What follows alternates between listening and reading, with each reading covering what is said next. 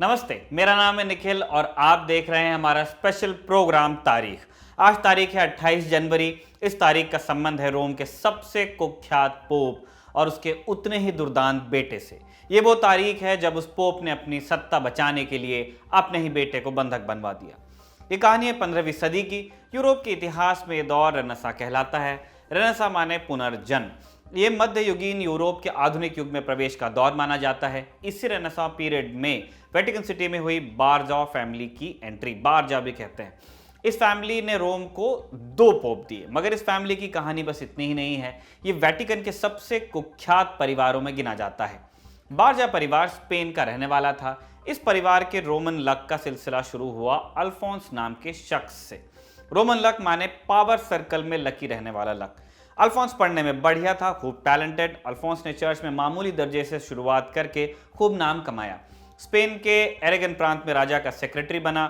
उस राजा ने आगे चलकर इटली के एक शहर नेपल्स को जीता। इस जीत के साथ अल्फोंस भी इटली पहुंच गया।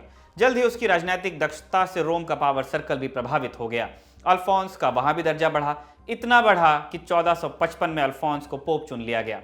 पोप लोग अपना एक नया नाम रखते हैं जब वो पद लेते हैं। अल्फोंस ने पोप बनने के बाद अपने लिए नाम चुना कैलिक्सटस तृतीय। मगर ये कहानी पोप कैलिक्सटस तृतीय की नहीं है। ये कहानी है उनके सबसे छोटे भतीजे रोड्रिगो की। इस दौर में पोप भाई भतीजावाद को खूब बढ़ावा देते थे। अपने परिवार को अहम पदों पर बिठाने से उन्हें जरूरी सपोर्ट ग्रुप बनाने में मदद मिलती। इसी के चलते पोप कैलिक्सटस ने स्पेन में रह रहे अपने खूब सारे रिश्तेदारों को रोम बुला लिया, उन्हें बड़े बड़े पदों पर बिठा दिया। इन्हीं में से एक था उनका भतीजा रोड्रिगो। रोड्रिगो बड़ा तिकड़मी था। इस तिकड़मबाजी को उसकी प्रतिभा माना गया। अपनी फैमिली को प्रमोट करने के चक्कर में पोप कैलिक्सटस रोड्रिगो का दर्जा बढ़ाते गए। कार्डिनल से शुरुआत करते करते रोड्रिगो चर्च में नंबर 2 बन गया। वो इतना पावरफुल हो गया कि कैलिक्सटस की मौत के बाद नया पोप चुनने में भी उसकी बड़ी भूमिका रही। पोप का चुनाव बड़े मैनिपुलेशन की चीज हुआ करती थी उन दिनों। इसके लिए अलग अलग प्रभावी धड़ों में लड़ाई रहती। ऐसे में रोड्रिगो की मदद से पोप बने पायस द्वितीय ने फेवर देने वालों का उपकार याद रखा। उन्होंने भी खूब फेवर किया रोड्रिगो को। उसे होली सी नाम की बड़ी पावरफुल रोमन संस्था का वाइस चांसलर बना दिया। इस पोजीशन के सहारे रोड्रिगो ने खूब पैसा बनाया, कई महल खरीदे।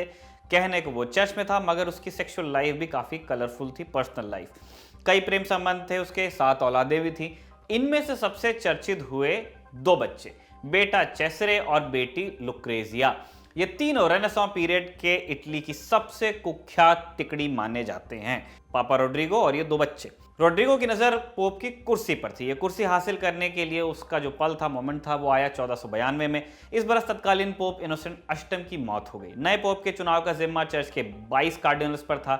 इतिहासकार मानते हैं कि रोड्रिगो ने इन 22 में से 17 कार्डिनल्स को मोटा पैसा खिलाया और इन रिश्वतखोरी के दम पर वो बन गया पोप अलेक्जेंडर 6।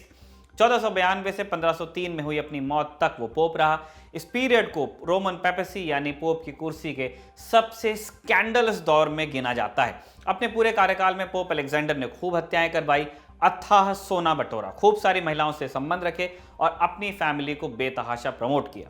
पोप अलेक्जेंडर के तमाम जोड़ तोड़ में 2 बड़े अहम मोहरे थे। उसके दोनों बच्चे, जैसा हमने बताया, चेसरे और लुक्रेजिया, दोनों बेतहाशा खूबसूरत और तिकड़मी थे। पोप ने अलाइज बनाने के लिए लुक्रेजिया की कई शादियां करवाई। जब एक दामाद से खास काम नहीं निकलता तो या तो उससे बेटी का तलाक हो जाता या उसे मरवा दिया जाता दामाद को। लुक्रेजिया भी इस अरेंजमेंट में भागीदार थी। जब उसके पिता रोम से बाहर होते तो पोप का दायित्व वही संभालती थी। वहीं जो बेटा था पोप अलेक्जेंडर का, चेसरे, वो बहुत बहादुर था। उसकी सैन्य क्षमता और मिलिट्री स्ट्रैटेजी की कहानियां आज भी सुनाई जाती हैं। राजनीतिक विरोधियों को ठिकाने लगवाने में चेसरे अपने पिता का बहुत बड़ा हथियार था। इतिहास में दर्ज है कि इन दोनों बाप बेटे ने मिलकर मर्डर्स को रोज का रूटीन बना लिया था। इस दौर में पेपेसी के लिए कुछ भी अनैतिक नहीं रहा था। अब आपको बताते हैं वो प्रसंग जिसके चलते हमने ये पूरा इतिहास बांचा है। ये प्रसंग जुड़ा है फ्रांस के राजा किंग चार्ल्स अष्टम से। उनको जीतनी थी इटली की जमीन। 1494 में उन्होंने हमला कर दिया।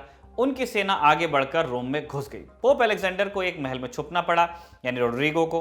वो चाहते तो भाग सकते, मगर ऐसा करते तो उन्हें अपनी पावर और संपत्ति भी खोनी पड़ती। ऐसे में उन्होंने किंग चार्ल्स के पास बातचीत का प्रस्ताव भिजवाया। कहा कि मैं नेपल्स जितवाने में तुम्हारी मदद करूंगा, बदले में तुम मेरी पेपेसी को स्वतंत्र छेड़ दो। एक डील स्ट्राइक की। किंग चार्ल्स मान जाता है। बदले में पोप अलेक्जेंडर अपने बेटे चेसरे को किंग चार्ल्स के पास बंधक रख देते हैं। 1495 में इसी 28 जनवरी को पोप अलेक्जेंडर ने अपने बेटे चेसरे को किंग चार्ल्स के पास हॉस्टेज रख छोड़ा था। चेसरे किंग चार्ल्स के साथ नेपल्स के लिए रवाना हुआ। 3 दिन बाद यानी 30 जनवरी 1495 को दिन भर चलने के बाद किंग चार्ल्स ने अपनी आर्मी समेत रात्रि विश्राम के लिए कैंप लगाया। अगली सुबह उसने देखा तो चेसरे गायब। पता चला कि वो भेष बदलकर कैंप से रफू चक्कर हो गया था। कहते हैं चेसरे इस रफ्तार से भागा कि जिस रास्ते को पूरा करने में राजा के दस्ते को 3 दिन लगे थे, उसने वो रास्ता 36 घंटे में पूरा कर लिया।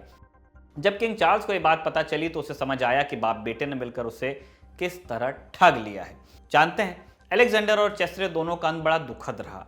सन 1503 में दोनों बाप बेटे बीमार पड़े। कहानी है कि ये दोनों कोरेंटो नाम के कार्डिनल को खतरा समझते थे, उसे मरवाने की कोशिश कर रहे थे। ऐसे में एक रोज कोरेंटो ने इन्हें खाने पर बुलाया घर।